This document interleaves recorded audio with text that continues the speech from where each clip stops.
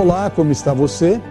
Nós fizemos a sequência do Novo Testamento e você lembra que caminhamos estudando os Evangelhos, Atos, as cartas paulinas, as epístolas chamadas como gerais e universais, e agora falta-nos, nesse último bloco da matéria, uma leitura um pouco mais expositiva de uma síntese da literatura apocalíptica, que é aquela que se difere dos outros conteúdos do estudo do Novo Testamento. Então eu quero convidar você, nesse tempo, nesses minutos que temos, a refletirmos e pensarmos, entendermos um pouco sobre o Apocalipse. Você tem a sua Bíblia, então o texto vai dizer: revelação de Jesus Cristo, que Deus lhe deu para mostrar aos seus servos os acontecimentos que ocorrerão em breve. Ele enviou um anjo para apresentá-la ao seu servo João, que relatou fielmente tudo o que viu. Este é seu relato da palavra de Deus e do testemunho de Jesus Cristo. Feliz aquele que lê as palavras desta profecia. E felizes são aqueles que ouvem a sua mensagem e obedecem ao que ela diz, pois o tempo está próximo. Quando a gente olha para Apocalipse, a gente precisa, às vezes, enfrentar alguns mitos, eu quero chamar de mitos, imaginações, da leitura do Apocalipse. Mais ou menos assim. Apocalipse é um negócio muito difícil de entender. Tem muita linguagem misteriosa, umas figuras estranhas, números, besta, dragão, tribulação, selos. Então, demora muito para entender e provavelmente a gente que está começando a vida cristã não sabe. Então é preciso que tenha grandes especialistas, não é? Só quem estuda muito pode falar alguma coisa sobre esse livro. Ora, se o Apocalipse é parte da revelação de Deus, e ele é, preste atenção, revelação, ele não é um mistério.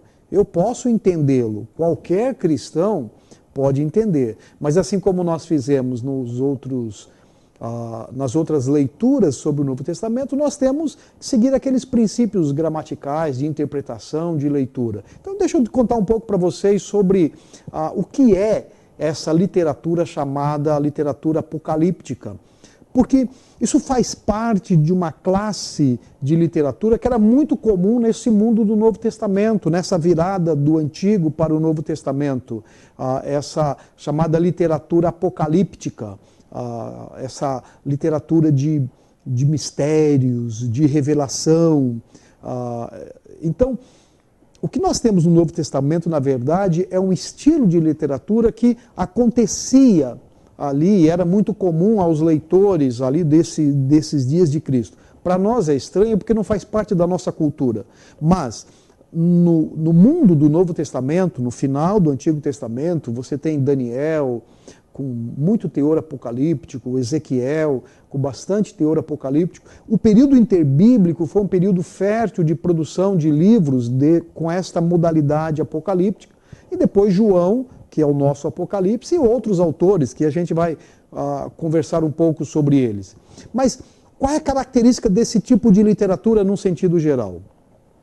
Ela aparece na história de Israel quando a voz profética é silenciada, especialmente durante um tempo de uma perseguição muito intensa, quando o povo chamado de Deus, o povo santo, está sendo oprimido, e ele talvez procura responder aquela pergunta: por que é que o justo sofre? E como eu não tenho uma resposta agora, a literatura apocalíptica me eleva ou me faz pensar no futuro, onde Deus vai intervir, onde Deus vai interferir na história e o justo será salvo, o justo será resgatado, o ímpio será punido e o reino soberano de Deus vai permanecer. Então Deus vai vingar o seu povo, Deus vai livrar o povo que sofre e destruir a impiedade. A diferença básica entre os textos proféticos e o texto apocalíptico é de que, basicamente, o texto profético trata das obrigações éticas, trata da resposta do povo ao seu comportamento vinculado à lei de Moisés. Já o texto apocalíptico não, ele olha para o futuro e ele olha Deus intervindo, ele olha Deus julgando, ele olha a justiça sendo estabelecida na terra. Então, a gente pode definir um texto como sendo um texto apocalíptico por 3 aspectos muito simples: a sua forma, a sua função e o seu conteúdo, né? Então cada um tem as suas características. Por exemplo, a forma.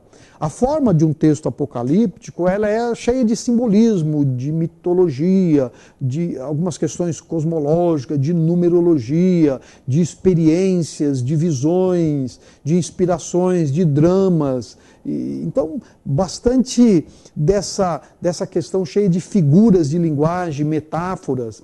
Quanto à sua função, ela tem uma proposta de trazer paz e esperança no coração daquele que está sofrendo. É como se eu olhasse e tentasse justificar na perspectiva de Deus que esse sofrimento não é em vão.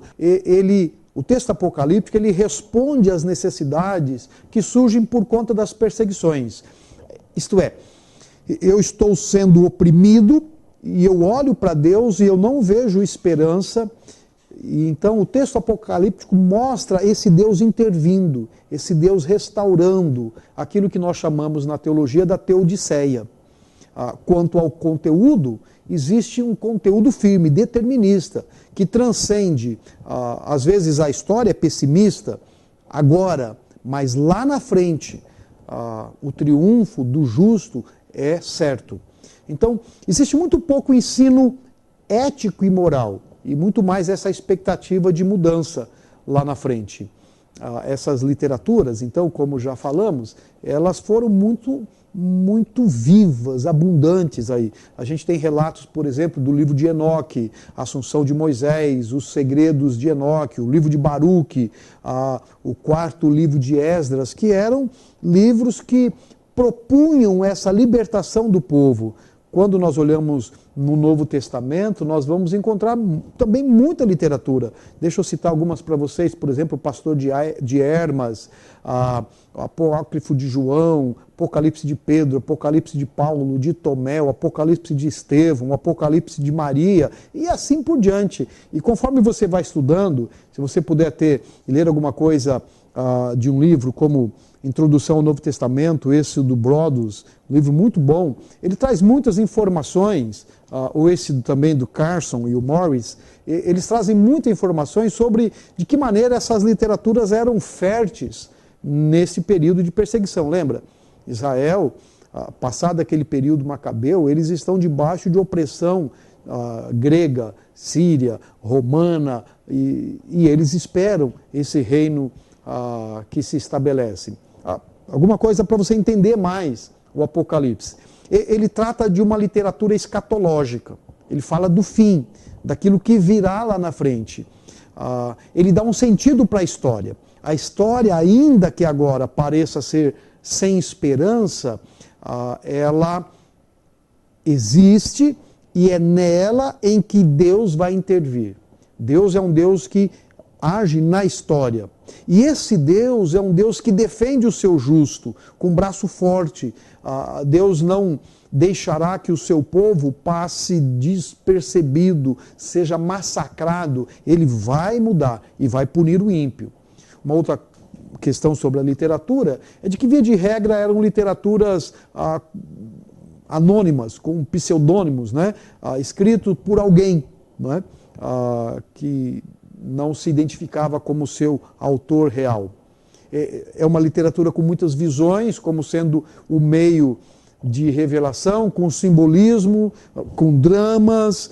Então, assim você vai entendendo um pouco das características do Apocalipse. E quando eu olho para o nosso Apocalipse, o que nós vamos encontrar neste livro? Olha que interessante, alguns temas que a gente fala, a gente escuta nas pregações, a gente lê nos livros. Por exemplo, quem de nós nunca parou para pensar sobre a volta de Cristo, a segunda vinda de Cristo? Quem de nós nunca pensou sobre o arrebatamento da igreja, tribulação, grande tribulação, milênio, primeira e segunda ressurreição, sobre o tribunal de Cristo, sobre o Armagedon, sobre o grande trono branco, sobre o lago de fogo, enxofre, sobre a Nova Jerusalém? Percebe que são temas que fazem parte da nossa pregação, especialmente da nossa pregação doutrinária, da nossa pregação evangelística, e uma das fontes desse conteúdo é o livro de Apocalipse. Descartá-lo como sendo um livro difícil,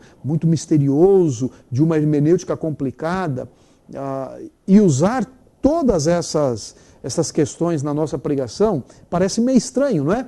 Então é importante a gente ler um pouco e entender o Apocalipse. E por que estudá-lo? Deixa eu dar para você pelo menos 3 razões muito simples por que estudar Apocalipse. Primeiro, eu quero citar o texto de Tessalonicenses, quando Paulo fala acerca do arrebatamento, e ele vai dizer, a partir do capítulo 4, dizendo, para não sermos ignorantes. É importante a gente entender essas questões que dizem respeito ao arrebatamento, à volta de Cristo, porque nós não podemos nos entristecer como aqueles que não têm esperança. Na verdade, nós também precisamos fazer isso, segundo Paulo, porque nós vamos animar, nós vamos consolar, nós vamos auxiliar os nossos irmãos com relação a esses temas. Uma outra razão, para não sermos pegos de surpresa. Às vezes o mundo vai numa velocidade que a gente, quando se depara, fica, uau, o que está acontecendo? Não, quando estudamos a Bíblia, nós temos uma visão muito realista da história, para sermos então sóbrios, vigilantes. E também, segundo o texto de Tessalonicenses, porque vamos nos exortar, vamos nos edificar, vamos cooperar para que o corpo de Cristo seja maduro.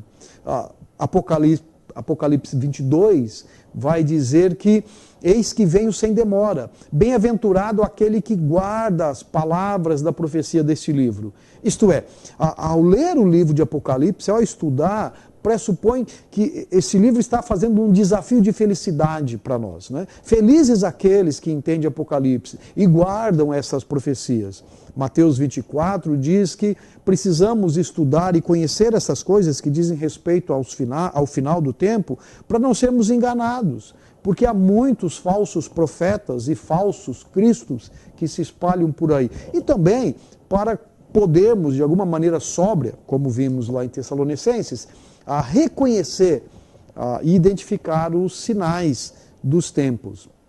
Então, quando estudamos Apocalipse, quero desafiá-lo a pensar em pelo menos 3 áreas da sua vida ou da sua vida cristã que podem ser influenciadas, motivadas. Primeira delas, a santidade. Ora, se Deus vem e vai interferir e vai atuar em benefício do seu povo, convém que esse povo seja santo.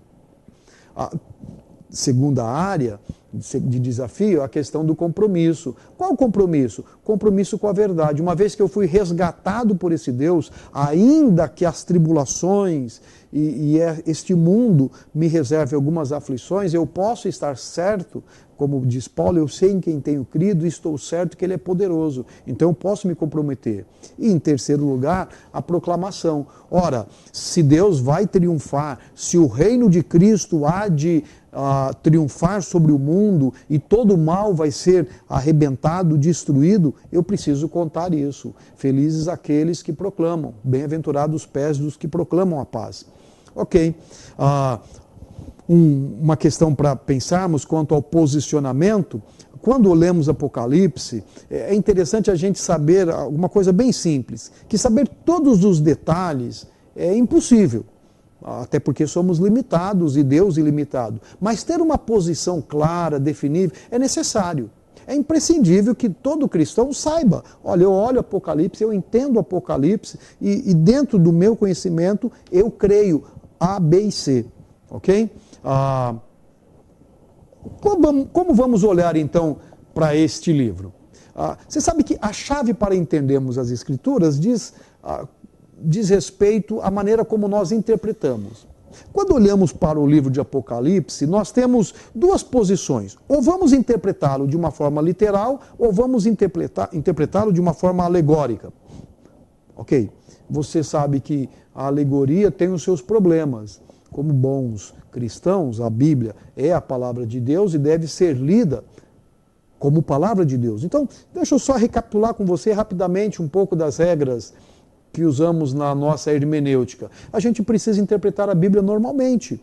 Interpretar a Bíblia harmonicamente, conforme a harmonia da profecia. Olhando a perspectiva da profecia. Olhando, por exemplo, de que cada profeta fala à luz do seu tempo, os profetas maiores, o cativeiro, os profetas pós-cativeiro da Babilônia. Eu preciso observar os relacionamentos de tempo, eu preciso olhar a Bíblia a partir de Cristo Jesus, eu preciso olhar o contexto histórico da profecia, do próprio profeta, eu preciso interpretar a Bíblia gramaticalmente, a textos na Bíblia, por exemplo, uma parábola que precisa ser interpretada como parábola, um ensino precisa ser interpretado como ensino, uma visão precisa ser interpretada como visão. Eu preciso também lembrar de uma regra, às vezes não muito clara na nossa mente, a regra da dupla referência. Às vezes Deus está falando de um momento aqui, mas esse momento se desdobra em um momento no futuro. Então, eu preciso ter essa leitura. E eu tenho que ter uma coerência, eu não posso misturar a alegoria com o método literal, ou eu vou por aqui, ou eu vou por ali.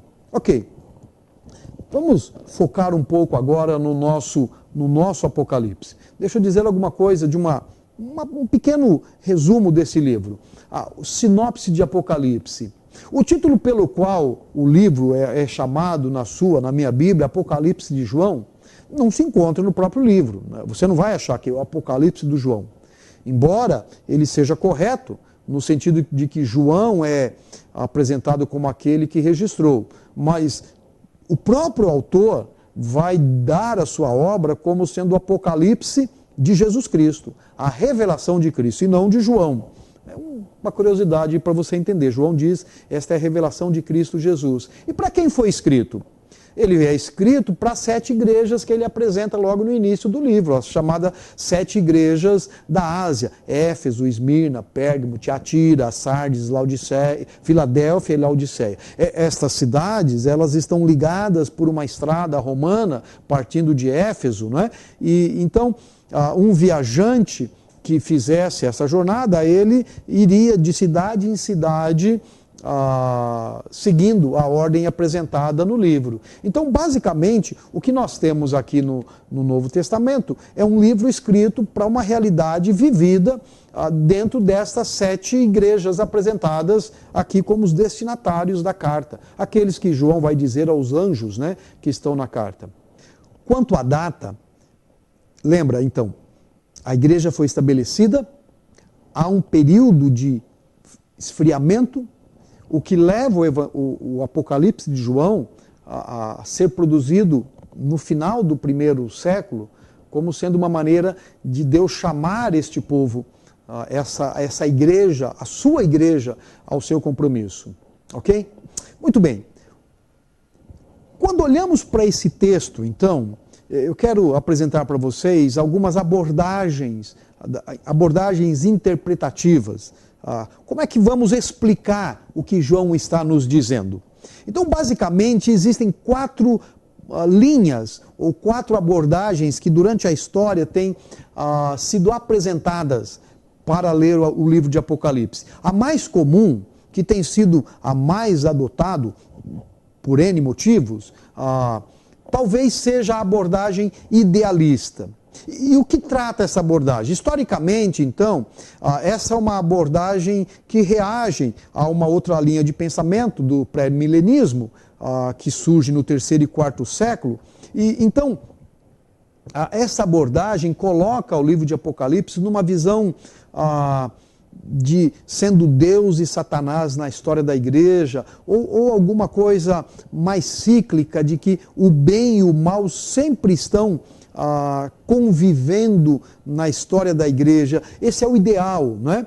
Nós temos uma outra visão chamada de preterista, que coloca o Apocalipse um sentido puramente contemporâneo, do ponto de vista do autor. Isto é, tudo que está escrito aqui diz respeito àquele tempo. Não há nada que sobra do livro de Apocalipse para os nossos dias.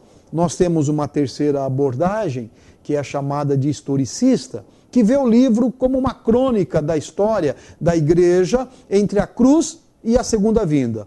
A abordagem, ela tem sido muito comum de situar as 7 igrejas do Apocalipse como sendo 7 períodos da história.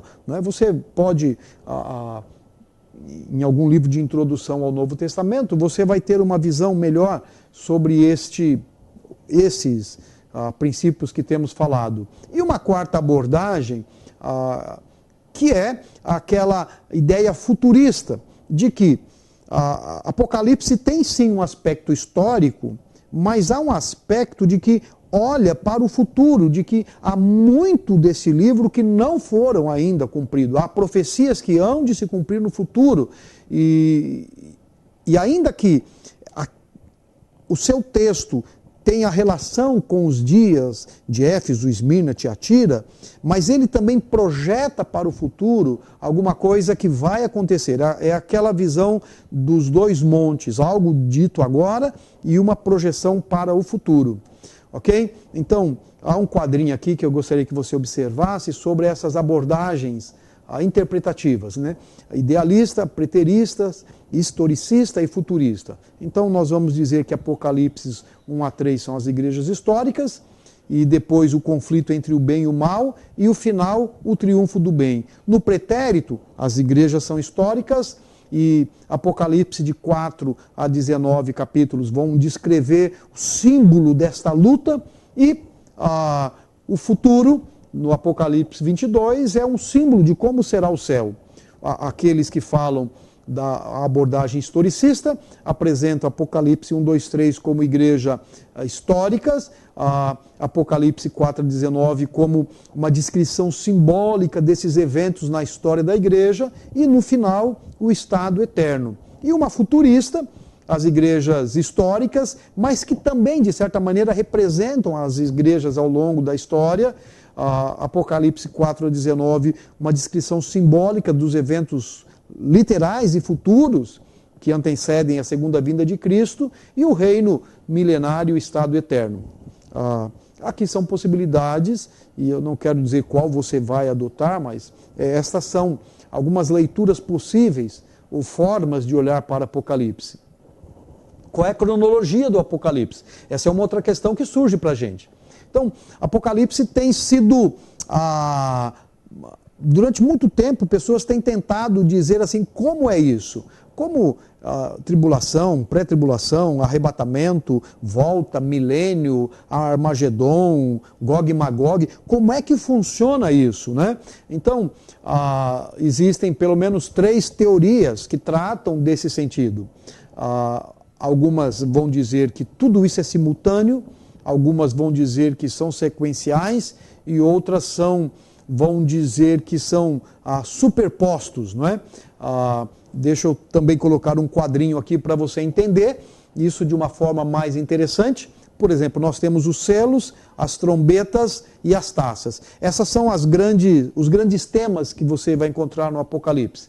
Então, os selos vão falar da aparição do anticristo, a guerra, a fome, a morte, as orações dos santos, os terremotos e as trombetas. E quando chega no 7 selo, ele abre as 7 trombetas. As 7 trombetas, as tempestades, meteoros, redução, e lá no 7º abre as 7 taças. As 7 taças, as úlceras, a poluição da água, aumento do calor, trevas, invasão pelos reis do Oriente e um mega terremoto de grandes proporções aí, mundial, né, que atende todo o planeta. Então essa é uma maneira de olharmos de que os 7 selos se abrem nas 7 trombetas que se abrem nas 7 taças. Uma coisa bem interessante quando você lê Apocalipse é de que uma característica desse tipo de literatura é de que ele trabalha com parênteses. Ele oferece certos intervalos. Por exemplo, O capítulo 7 oferece informações sobre o tempo contido no 7º selo, que se estende do capítulo 8 ao capítulo 18. Da mesma forma, existe um segundo parênteses entre o capítulo 10 e o capítulo 11. Ele surge aí entre a 6ª e a 7ª trombeta. Um terceiro parênteses aparece nos capítulos 12 a 15, que faz uma ponte às 2 últimas séries dos juízos. E depois um quarto ainda, entre os capítulos 17 e 18, quando vai detalhar algumas informações sobre a Babilônia, antes da invasão final por Cristo e da conquista do sistema mundial na batalha do Armagedon. Isso é legal a gente saber, porque a gente consegue situar esses parênteses dentro das informações, nesse campo maior do livro de Apocalipse. Seria legal se você pudesse ter um gráfico do Apocalipse, e aí você vai situando onde essas informações se encaixam, né? Qual é o propósito desse livro? Por que ele foi escrito? Ok, a gente pode dizer que o Apocalipse é uma narração simbólica da história futura, literal. É também uma apresentação do triunfo de Cristo na era escatológica, cujas condições eram semelhantes da situação histórica que ele foi escrito. Então, isso torna a narrativa do Apocalipse extremamente relevante às condições dos leitores daquele tempo e também para nós. Visto que muito do que os leitores de Apocalipse estavam vivendo, nós estamos vivendo, e aqueles que virão após nós, na história da humanidade, vão viver. Então ela é extremamente relevante porque ele apresenta o triunfo de Cristo. Cristo não será derrotado pelo mal. Então a gente pode resumir isso numa pequena frase. Essa é uma frase de Carlos Oswaldo, e ele diz assim: estimular a submissão a Jesus Cristo e a sua adoração, revelando a sua transcendência divina, seu controle soberano sobre as igrejas e o seu triunfo final sobre a iniquidade. Isto é, não está tudo perdido. Ainda Cristo é o Rei soberano. Se você pode sintetizar isso, então a gente diz: a visão desse triunfo compõe 4 cenas principais do livro de Apocalipse. Como é que esse triunfo é apresentado? Primeiro, é o conflito, principalmente do seu último ato, quando João vai chamar de a grande tribulação. Segunda cena do desfecho é o estabelecimento do reino de Cristo sobre a terra. A terceira cena é o castigo divino sobre a última rebelião do homem, o juízo final dos ímpios mortos. E a cena final, que é o quadro glorioso do estado eterno, onde os justos partilham de tudo que o homem perdeu por conta da queda. Então, são 4 situações que mostram o triunfo da igreja. Então, a exortação apostólica é reafirmada na conclusão deste livro, quando diz sobre a necessidade da gente guardar, da gente... Feliz aqueles que observam. E a gente pode dizer o seguinte, que a revelação de Jesus Cristo como soberano, Senhor das igrejas e juiz de todo mundo, exige submissão e adoração a Ele. A gente pode quase afirmar, assim, quase do verbo com certeza, de que Apocalipse é um livro extremamente evangelístico. Mostra que Cristo vai triunfar. O mal aparentemente está triunfando, mas esse mal tem os seus dias contados, determinados, e ele vai ser destruído. E o reino de Deus vai estabelecer triunfantemente, eterno, para todo sempre. Que Deus abençoe você. Uma boa leitura do livro de Apocalipse e até a próxima.